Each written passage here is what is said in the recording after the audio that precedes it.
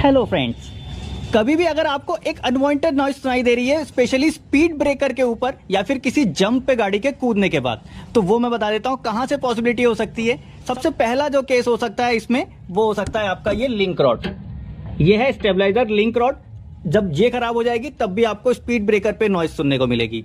दूसरा ये होता है आपका शॉकर माउंटिंग। शॉकर माउंटिंग खराब होगा, उस केस में भी आपको स्पीड ब्रेकर पे खट से आवाज आएगी, मेटल टू मेटल टकराने जैसी। थर्ड, अगर शॉक एब्जॉर्बर खराब है, उस केस में भी आपको ऐसी नॉइस आएगी।